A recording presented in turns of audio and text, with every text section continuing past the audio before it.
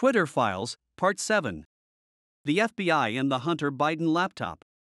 How the FBI and intelligence community discredited factual information about Hunter Biden's foreign business dealings both after and before the New York Post revealed the contents of his laptop on October 14, 2020. In Twitter Files number 6, we saw the FBI relentlessly seek to exercise influence over Twitter, including over its content, its users, and its data. In Twitter Files number 7, we present evidence pointing to an organized effort by representatives of the intelligence community, IC, aimed at senior executives at news and social media companies, to discredit leaked information about Hunter Biden before and after it was published. The story begins in December 2019 when a Delaware computer store owner named John Paul, J.P. MacIsaac contacts the FBI about a laptop that Hunter Biden had left with him. On December 9, 2019, the FBI issues a subpoena for and takes Hunter Biden's laptop. By August 2020, MacIsaac still had not heard back from the FBI, even though he had discovered evidence of criminal activity. And so he emails Rudy Giuliani, who was under FBI surveillance at the time. In early October, Giuliani gives it to New York Post. Shortly before 7 p.m. Eastern Time on October 13, Hunter Biden's lawyer, George Mazires, emails J.P. MacIsaac. Hunter and Mazires had just learned from the New York Post that its story about the laptop would be published the next day. At 9:22 p.m. Eastern Time, 6:22 Pacific Time, FBI Special Agent Elvis Chan sends 10 documents to Twitter's then head of site integrity, Yoel Roth, through Teleporter, a one-way communications channel from the FBI to Twitter. The next day, October 14, 2020, the New York Post runs its explosive story revealing the business dealings of President Joe Biden's son, Hunter. Every single fact in it was accurate. And yet, within hours, Twitter and other social media companies censor the New York Post article, preventing it from spreading and, more importantly, undermining its credibility in the minds of many Americans. Why is that? What, exactly, happened? On December 2, Matt Taibbi described the debate inside Twitter over its decision to censor a wholly accurate article. Since then, we have discovered new info that points to an organized effort by the intel community to influence Twitter and other platforms. First, it's important to understand that Hunter Biden earned tens of millions of dollars in contracts with foreign businesses, including ones linked to China's government, for which Hunter offered no real work. Here's an overview by investigative journalist Peter Schweitzer.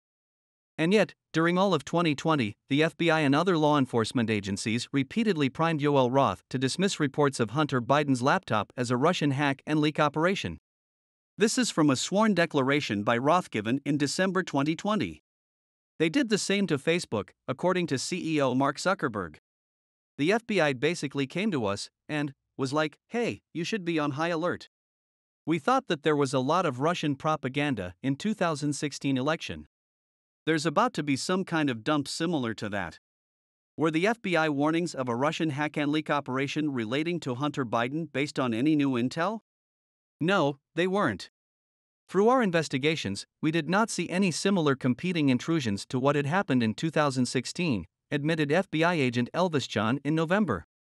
Indeed, Twitter executives repeatedly reported very little Russian activity.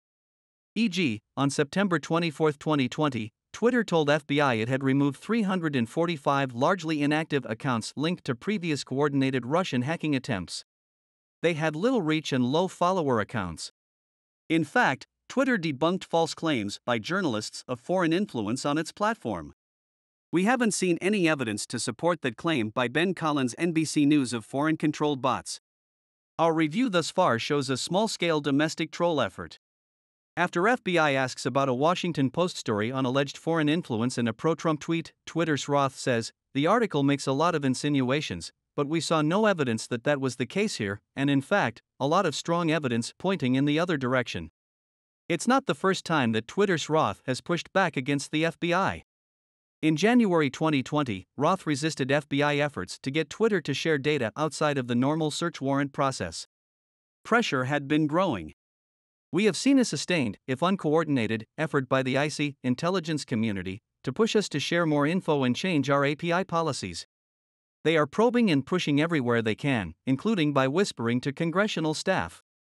Time and again, FBI asks Twitter for evidence of foreign influence and Twitter responds that they aren't finding anything worth reporting. We haven't yet identified activity that we'd typically refer to you, or even flag as interesting in the foreign influence context. Despite Twitter's pushback, the FBI repeatedly requests information from Twitter that Twitter has already made clear it will not share outside of normal legal channels. Then, in July 2020, the FBI's Elvis Chan arranges for temporary top-secret security clearances for Twitter executives so that the FBI can share information about threats to the upcoming elections. On August 11, 2020, the FBI's Chan shares information with Twitter's Roth relating to the Russian hacking organization, APT28, through the FBI's secure, one-way communications channel, Teleporter. Recently, Yoel Roth told Kara Swisher that he had been primed to think about the Russian hacking group APT28 before news of the Hunter Biden laptop came out. When it did, Roth said, it set off every single one of my finely tuned APT28 hack and leap campaign alarm bells. In August 2020, FBI's Chan asks Twitter, does anyone there have top secret clearance? When someone mentions Jim Baker, Chan responds, I don't know how I forgot him, an odd claim, given Chan's job is to monitor Twitter, not to mention that they worked together at the FBI. Who is Jim Baker? He's former general counsel of the FBI, 2014-18, and one of the most powerful men in the U.S. intel community. Baker has moved in and out of government for 30 years, serving stints at CNN, Bridgewater, a $140 billion asset management firm, and Brookings. As general counsel of the FBI, Baker played a central role in making the case internally for an investigation of Donald Trump. Baker wasn't the only senior FBI exec involved in the Trump investigation to go to Twitter. Don Burton, the former DEP Chief of Staff to FBI head James Comey, who initiated the investigation of Trump, joined Twitter in 2019 as Director of Strategy.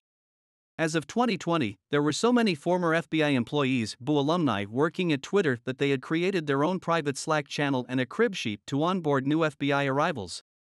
Efforts continued to influence Twitter's Yoel Roth. In September 2020, Roth participated in an Aspen Institute tabletop exercise on a potential hack and dump operation relating to Hunter Biden. The goal was to shape how the media covered it and how social media carried it.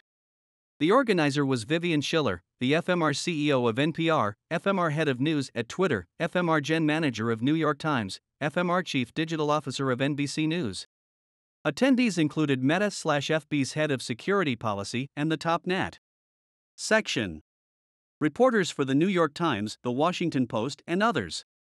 By mid-September 2020, Chan and Roth had set up an encrypted messaging network so employees from FBI and Twitter could communicate. They also agreed to create a virtual war room for all the Internet industry plus FBI and ODNI, Office of the Director of National Intelligence. Then, on September 15, 2020, the FBI's Laura Demlow, who heads up the Foreign Influence Task Force, and Elvis Chan, request to give a classified briefing for Jim Baker, without any other Twitter staff, such as Yoel Roth, present. On October 14, shortly after New York Post publishes its Hunter Biden laptop story, Roth says, it isn't clearly violative of our hacked materials policy, nor is it clearly in violation of anything else, but adds, this feels a lot like a somewhat subtle leak operation. In response to Roth, Baker repeatedly insists that the Hunter Biden materials were either faked, hacked, or both, and a violation of Twitter policy. Baker does so over email, and in a Google Doc, on October 14 and 15. And yet it's inconceivable Baker believed the Hunter Biden emails were either fake or hacked.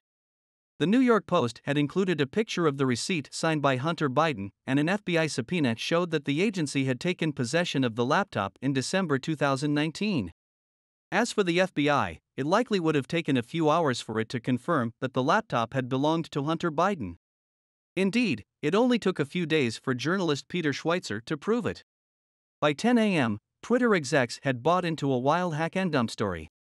The suggestion from experts, which rings true, is there was a hack that happened separately, and they loaded the hack materials on the laptop that magically appeared at a repair shop in Delaware.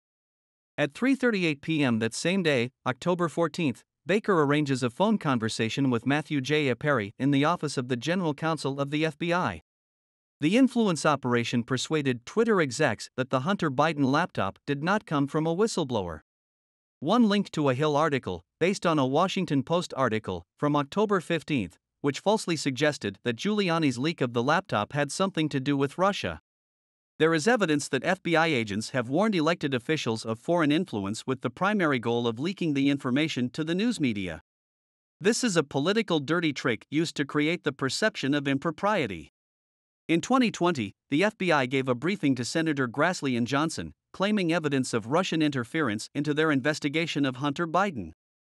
The briefing angered the senators, who say it was done to discredit their investigation.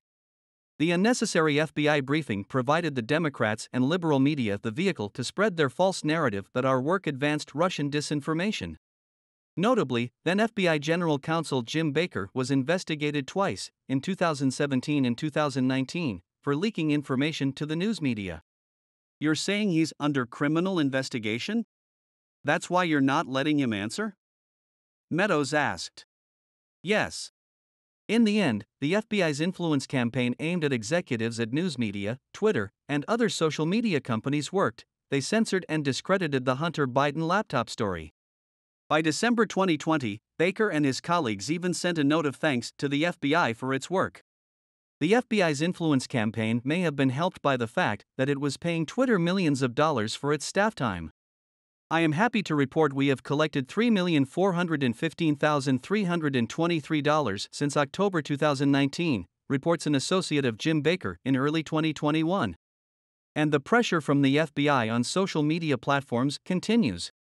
In August 2022, Twitter execs prepared for a meeting with the FBI, whose goal was to convince us to produce on more FBI EDRs. EDRs are an emergency disclosure request, a warrantless search. In response to the Twitter files revelation of high-level FBI agents at Twitter, Representative Jim Jordan said, "I have concerns about whether the government was running a misinformation operation on we the people. Anyone who reads the Twitter files, regardless of their political orientation, should share those concerns."